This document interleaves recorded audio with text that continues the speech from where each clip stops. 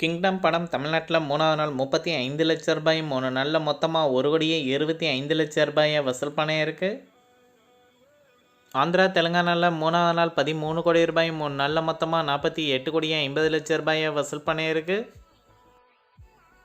கர்நாடகாவில் கிங்டம் படம் 3வது நாள் 82 லட்ச ரூபாய் 3 நாளில் மொத்தமாக 3,34,00,000 வசூல் பண்ணியிருக்கு.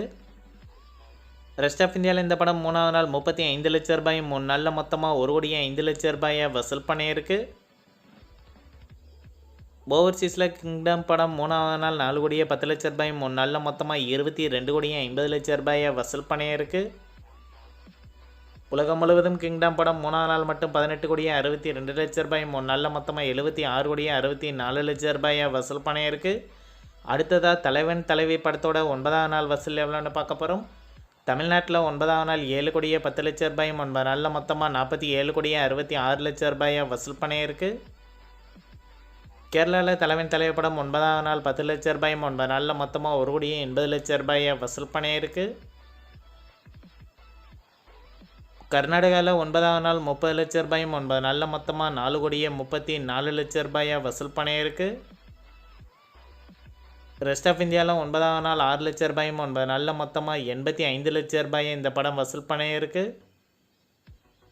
ஓவர்சீஸில் தலைவன் தலைவி படம் 9வது நாள் 1,10,00,000 9 நாளில் மொத்தமாக 12,10,00,000 வசூல் பண்ணியிருக்கு. உலகம் முழுவதும் தலைவன் தலைவி படம் 9வது நாள் மட்டும் 8,66,00,000 9 நாளில் மொத்தமாக 66,75,00,000 வசூல் பண்ணியிருக்கு. அடுத்ததாக மாரீசன் படத்தோட 9வது நாள் வசூல் உலகம் முழுவதும் எவ்வளோன்னு பார்க்க போகிறோம். தமிழ்நாட்டில் 9வது நாள் 40 லட்ச ரூபாய் 9 நாளில் மொத்தமாக 6,79,00,000 வசூல் பண்ணியிருக்கு.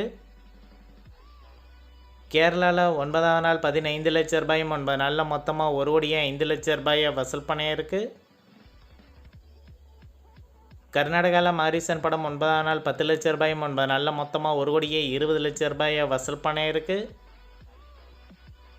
ரெஸ்ட் ஆஃப் இந்தியாவில் இந்த படம் 9வது நாள் 2 லட்ச ரூபாய் 9 நாளில் மொத்தமாக 25,00,000 வசூல் பண்ணியிருக்கு.